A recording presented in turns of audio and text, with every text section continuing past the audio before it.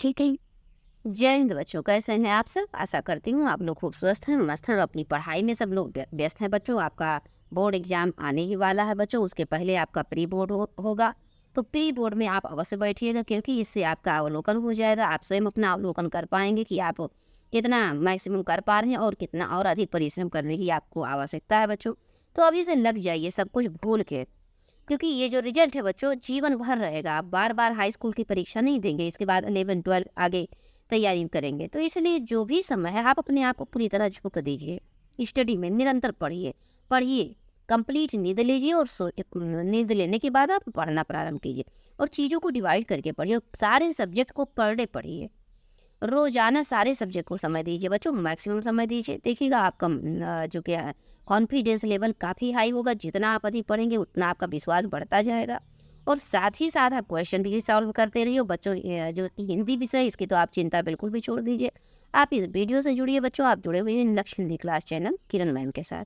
बच्चों इस चैनल के माध्यम से जो आपका हिंदी विषय है वो कक्षा 9 10 11 और 12, ये जो 4 क्लासेज हैं बच्चों, इन चारों क्लासेज को हम निरंतर वीडियोज प्रोवाइड करें। रोजाना पर डे कोई ऐसा डे नहीं है जिसको हम वीडियो आपको दे ना सकें। और बच्चों आपको वीडियो निरंतर मिलता रहेगा, इसलिए आप इस चैनल से जुड़िए। चैनल को सब्सक्राइब कर लीजिए, वीडियो को लाइक भी किया कीजिए बच्चों, और जुड़ जाइए और पूरी तरह अपने आप को झोंक दीजिए। हम आपको चीज़ों को पढ़ाने के साथ साथ निरंतर प्रश्न उत्तर भी करवाएंगे। और उद्देश्य यही है बच्चों की आपके परीक्षा के पहले 1 महीना से पहले ही सारे सिलेबस को कंप्लीट कराते हुए उसके बाद में फिर निरंतर model paper, question answer, model paper इसी को निरंतर पढ़ाते हुए आपके हिंदी को पूरी तरह मजबूत कर देंगे बच्चों। तो आप हिंदी की चिंता छोड़ के जुड़िए इस चैनल से और बस पढ़ना प्रारंभ कीजिए। मैक्सिमम चीज़ें आप निरंतर बस पढ़ते रहिए। हमने मैक्सिमम चीज़ों को पढ़ा दिया है। गद्य साहित्य के इतिहास को कंप्लीट करा लिया, बहुत से रिलेटिव क्वेश्चन करा दिया है बच्चों। हमने पद खंड को पढ़ा दिया है, कवि और कवि का परिचय और उनसे रिलेटिव जो भी कविता है उसको कंप्लीट करा दिया। सारी चीज़ें बच्चों डिस्क्रिप्शन बॉक्स में आपको क्लास वाइज चीज़ें मिल जाएंगी। कक्षा 9 सभी क्लासेस का अलग अलग PDF प्लेलिस्ट तैयार है बच्चों। आप जाइए, प्लेलिस्ट डाउनलोड कीजिए, एक एक करके निरंतर वीडियोज को देखिए। अगर समय का अभाव है तो आप वीडियो को फास्ट मोड करके देखिए, पर देखिए और सुनिए और समझिए। और समझने के साथ साथ बस कभी कभी ऐसा भी हो सकता है बच्चों कि आप फर्स्ट टर्म एक ही बार में चीज़ों को ना समझ पाए, तो वीडियो को आप 1 से 2 बार देखिए, 3 बार देखिए और उसको अच्छे से समझ लीजिए। फिर सारे कॉन्सेप्ट क्लियर हो जाएंगे बच्चों, और साथ ही उससे रिलेटिव क्वेश्चन भी हम करवाते हैं। तो आइए बच्चों हम आगे बढ़ते हैं। आज हम पढ़ेंगे आधुनिक काल। इससे पहले हमने भक्ति रीत काल को पढ़ लिया, उसके पहले हमने भक्ति काल को पढ़ा और उससे पहले बच्चों हमने आधुनिक काल को पढ़ा है। अभी आदिकाल को पढ़ा है। तो ये आधुनिक काल वर्तमान में चल रहा है बच्चों। और आधुनिक काल हमने थ्योरी बहुत अच्छे से पढ़ा है, उससे रिलेटिव ये क्वेश्चन चल रहा है बच्चों। चूँकि हम जो क्वेश्चन आंसर टॉपिक वाइज आपको देना चाहते हैं, ताकि एक टॉपिक से कई सारे क्वेश्चन आपको मिल जाएं और आपको कॉन्सेप्ट क्लियर हो जाए कि आपकी परीक्षा में कैसे क्वेश्चन पूछे जाएंगे। तो आइए चलिए बच्चों प्रारंभ करते हैं। आधुनिक काल के उन 2 इतिहासकारों का नाम लिखिए जो क्या है बच्चों, जिनके नाम पर युग जुड़ा है, अर्थात जिनके नाम के आधार पर, जिनके नाम पर ही उस युग का नाम पड़ा है बच्चों। तो ये देखिए आपके भारतेंद्र हरिश्चंद्र जी हैं। भारतेंद्र हरिश्चंद्र, इनकी प्रेम माधुरी रचना, इनकी एक रचना भी लिखना है बच्चों। भारतेंद्र हरिश्चंद्र, भारत दुर्दशा और विशस्य विषमो सती वैदि की हिंसा हिंसा न भवती, बहुत सारी नाटक और कहानी को इन्होंने लिखा है बच्चों। भारतेंद्र हरिश्चंद्र एक मोस्ट इंपॉर्टेंट पर्सन है ये आपके परीक्षा की दृष्टि से, इनको अपने दिमाग में बनाए रखिएगा। और फिर आगे चलते हैं, दूसरे लेखक है, ये भी इम्पोर्टेंट है बच्चों। ये क्या है, इनका नाम महावीर प्रसाद द्विवेदी, काव्य मंजूषा इनकी रचना है बच्चों। और ये इनकी सरस्वती पत्रिका भी इन्हीं की है और ये मोस्ट इम्पॉर्टेंट, इनकी सरस्वती पत्रिका भी इम्पॉर्टेंट है। आपकी परीक्षा में इनसे रिलेटिव क्वेश्चन बन सकता है। अब आइए नेक्स्ट क्वेश्चन नंबर 39 पर चलते हैं। तो आधुनिक हिंदी को कितने भागों में बांटा गया, कितने कालों में बांटा गया, ये मोस्ट इंपॉर्टेंट क्वेश्चन है बच्चों। कितने कालों में बांटा गया आधुनिक हिंदी, यही मोस्ट इंपॉर्टेंट है। थ्योरी में हमने एक एक करके डिटेल पढ़ा है बच्चों, ये चीज़ इंपॉर्टेंट है। ऐसे डेट वाइज चीज़ें पूछ सकता है कि भारतीय युग का मतलब समय कब से कब तक है, द्विवेदी युग का समय कब से कब तक, ऐसे एक एक करके क्वेश्चन पूछ सकता है। तो समझ लीजिए एक ही सारे क्वेश्चन हैं बच्चों, ये क्वेश्चन हैं, समझिए, इसको आप याद कर लीजिए, पहले दिमाग में भरिए कि आधुनिक काल प्रारंभ होता है जब, तो ये 4 से 5, ये देखिए 6 भागों में विभाजित हो जाता है। पहला भाग आता है भारतेंद्र जी को। भारतेंद्र जी कब तक चलता है बच्चों, तो 1850 में भारतेंद्र जी का जन्म होता है। तो कुछ लोगों ने 1850 से 1900 तक माना भारतीय हिंदू, लेकिन कहीं कहीं पर बच्चों 1865 भी लिखा रहता है, अर्थात 15 वर्ष आगे से कुछ लोग मानते हैं। क्यों? क्योंकि भारतीय हिंदू जी जन्म लेते ही तो थोड़ी विकास प्रारंभ कर देंगे अपने विज्ञान के क्षेत्र में, कुछ तो एज बड़े होंगे, कुछ सीखेंगे, समझेंगे, पढ़ाई करेंगे, अध्ययन करेंगे, फिर उस क्षेत्र में आगे बढ़ेंगे। तो बच्चों ये 1865 से कुछ लोग मानते हैं, तो ये भी सही रहेगा। बाय द वे आपके ऑप्शन में ये दिया रहे तो आप कन्फ्यूजन हो कि मैम ने 1850 ही बताया था, यहाँ पर कहीं दिख ही नहीं रहा। तो 1865 भी अगर लिखा तो भी माना जाएगा 1865 से 1900 ईस्वी तक। अब देखिए बच्चों आगे बढ़ते हैं। हमने देखा कि द्विवेदी होगा तो ये 19, अब उसी के बाद शुरू होता है 1900 लेके 1918 तक। मोस्ट इंपॉर्टेंट ये चीज़ें बार बार सुनेंगे बच्चों तो एकदम दिमाग में बैठ जाएगा। कैसे कि 1850 से 1900, तो चला भारतीय हिंदू के बाद आता है द्विवेदी, 18-20 साल तक लगभग चलता है। तो 1900 से 1918 तक ये चल गया। अब फिर बच्चों आता है इनके बाद छायावादी युग, तो छायावादी युग कहाँ तक चलेगा?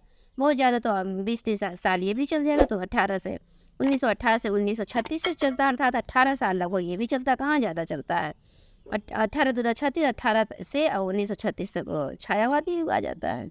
फिर छायावाद के बच्चों बाद प्रगतवादी युग। ये प्रगतवादी युग भी बहुत इंपॉर्टेंट, इनसे संबंधित जो लेखक हैं उनकी रचनाएं उनको आपको याद करना है, ध्यान रखिएगा बच्चों। तो ये प्रगतवादी युग 1936 से 1943 तक चलता है।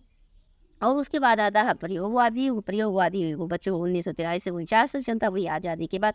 और आज़ादी के बाद बच्चों निरंतर नई कविता 1950 से निरंतर चलती है। तो ये आज़ादी के बाद की बात है। इसको साठोत्तरी काल भी कह सकते हैं, स्वातंत्र युग भी कह सकते हैं। स्वतंत्रता के बाद का युग है तो स्वातंत्र युग भी कह सकते हैं।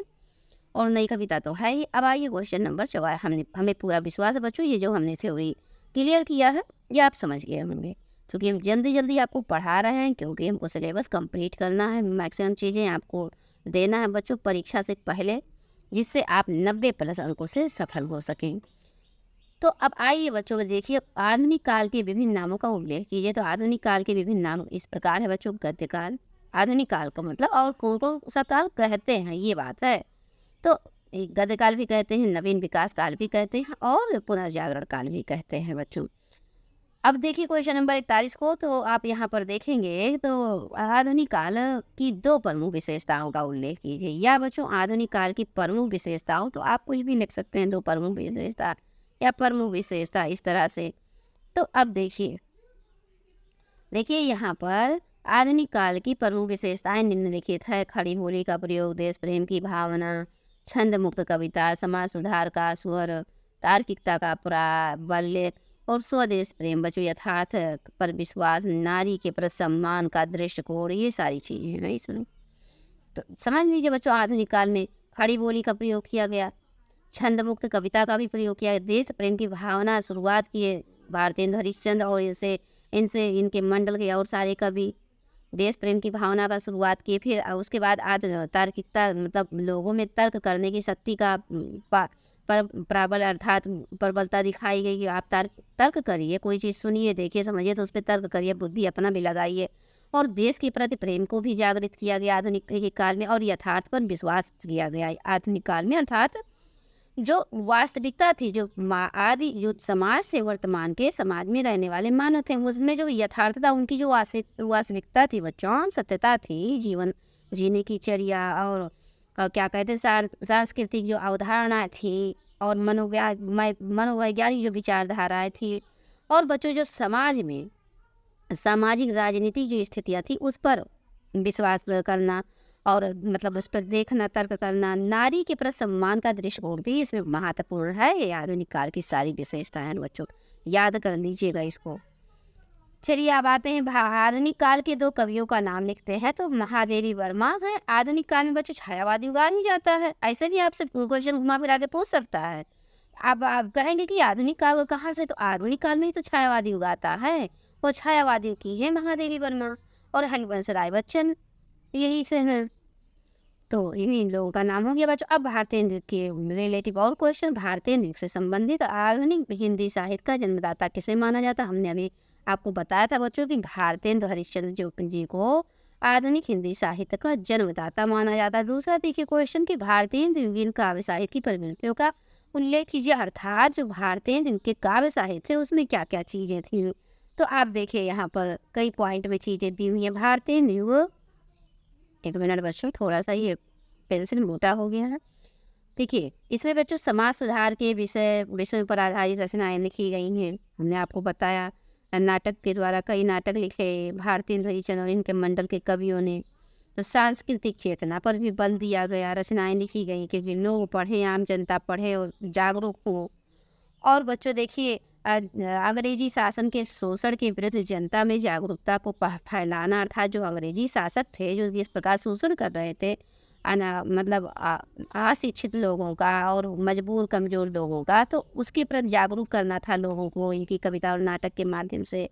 ब्रज भाषा व खड़ी बोली का इनकी रचनाओं में ज़्यादा प्रयोग किया गया है बच्चों। उसके बाद दूसरी 5वीं विशेषता है कि ये जनता में देश के प्रति दायित्व का निर्वाह, मतलब जनता के अंदर ये दिमाग में ये चीज़ डालना चाहते थे कि आपका अधिकार ही नहीं है, आपका दायित्व भी है, आपकी जिम्मेदारी भी है, क्या देश के प्रति, देश की रक्षा सुरक्षा के प्रति प्रेरित करना। और व्यंग्यपरक रचनाएं भी बच्चों, जो वहाँ की स्थितियाँ थी उसको देखते हुए व्यंग्यपरक रचनाएं की गई उस समय, ये सारी चीज़ें थी। अब आइए बच्चों आगे बढ़ते हैं क्वेश्चन नंबर 45 पर। भारतीय युग के दो प्रमुख कवियों के नाम। तो भारतेंद्र हरिश्चंद्र, प्रताप नारायण मिश्र, अंबिका चरण दत्त और बच्चों राधा चरण गोस्वामी हो गए। इस तरह से बहुत सारे कवि हैं बच्चों ये भारतेंद्र हरिश्चंद्र में। प्रताप नारायण मिश्र भी हैं, बद्री नारायण चौधरी प्रेमघन भी भारतेंद्र युग के ही हैं। और ये सब इम्पॉर्टेंट है बच्चों, इनकी रचनाएं भी। ये देखिए आ भी गया, अभी हम लेके चलते हैं। भारतेंद्र युग के किसी एक कवि और उनकी रचना लिखिए बच्चों। तो भारतेंद्र युग के एक कवि राधा चरण गोस्वामी और उनकी रचना नवभक्तमाल। भक्तमाल नाभादास ने लिखा है और नवभक्तमाल बच्चों राधा चरण गोस्वामी जी ने लिखा है। आनंद अरुणोदय किसके? तो बद्री नारायण चौधरी प्रेमघन ने लिखा है आनंद अरुणोदय। और फिर देखिए बच्चों, अब आता है आपका क्या कहते हैं भारतेंद्र हरिश्चंद्र की 2 रचनाओं का नाम उल्लेख कीजिए या नाम लिखिए। तो भारत दूरदशा और नील देवी इनकी रचना है बच्चों, भारतेंद्र हरिश्चंद्र की। और बहुत सारी रचनाएं हैं, जैसे भारत दूरदशा तो यहाँ पर दिया है, विशेष विषमौषधि है, विशेष विषमौषधम, और भारतवर्षोन्नति कैसे हो सकती है कहानी। ये सब बहुत सारी चीज़ों को इन्होंने लिखा बच्चों। अब हम मिलते हैं आपको नेक्स्ट क्लास में दी के साथ। तो आज यही था बच्चों। अब ऐसे थोड़ा थोड़ा चीज़ें आप निरंतर पढ़ते रहिए, पढ़ना प्रारंभ कीजिए और लोगों को जोड़िए बच्चों, सपोर्ट कीजिए, चैनल को सब्सक्राइब कीजिए ताकि हम मैक्सिमम चीज़ें आपको प्रोवाइड करें। जब अधिक से अधिक बच्चे पढ़ते हैं तो चीज़ों को प्रोवाइड करना, उस पर काम करना, समय देना अच्छा लगता है किसी भी टीचर के लिए। तो आपको अगर अच्छे मैटर चाहिए और निरंतर चीज़ों को चाहिए और आप चाहते हैं कि हम परीक्षा तक मैक्सिमम सारे सिलेबस पाठ्यक्रम को पूरा करें बेहतरीन तरीके से, तो आप चैनल को सब्सक्राइब कीजिए और अन्य लोगों में भी शेयर करके बच्चों संख्या को बढ़ाइए, सब्सक्रिप्शन को बढ़ाइए। तो देखिए बच्चों, हमने छंद को बहुत विस्तार से समझा दिया और 3 पार्ट में छंद को समझाया हमने, रस को भी बता दिया है और छंद से रिलेटिव हमने क्वेश्चन को भी करवाया बच्चों। कम से कम 3 वीडियो में हमने क्वेश्चन भी सॉल्व करा दिया। तो आप इन सारे वीडियो को प्लेलिस्ट पे जाइए और चीज़ों को देख लीजिए, आपके परीक्षा से मोस्ट इम्पॉर्टेंट है परीक्षा की दृष्टि से। रस, छंद और अलंकार, ये 3 क्वेश्चन बच्चों 6-6 नंबर के आएंगे। ऑब्जेक्टिव भी आ सकते हैं क्योंकि आपकी परीक्षा में 20 अंक ऑब्जेक्टिव आएंगे, तो ऑब्जेक्टिव भी आ सकता है। और नहीं तो फिर थ्योरेटिकल मतलब लिखने की, इसी तरह लिखने के लिए भी आ सकता है कि बच्चों छंद की परिभाषा बताइए या मातृ छंद का उदाहरण दीजिए। कोई एक ऐसे क्वेश्चन पूछ सकता है आपके सिलेबस में बच्चों। सोरठा और रोला 2 महत्वपूर्ण छंद हैं जो कि आपके सिलेबस में है, सब कम कर दिया गया था। अब मात्र 2 ही वो क्या कहते हैं छंद हैं, इसको आप अच्छे से लर्न कर पाएंगे बच्चों। और हास्य रस में हास्य रस और करुण रस है जो कि हमने अच्छे से पढ़ा दिया। अब आपको पढ़ाना है बच्चों अलंकार, जो कि उपमा, रूपक और उत्प्रेक्षा 3 अलंकार हैं आपकी परीक्षा के पाठ्यक्रम में। तो इसको भी हम लगभग बहुत जल्दी आपको प्रोवाइड कर देंगे बच्चों। तो चलते हैं और मिलते हैं आपको नेक्स्ट क्लास में। चैनल को सब्सक्राइब अवश्य कीजिए बच्चों। जय हिंद।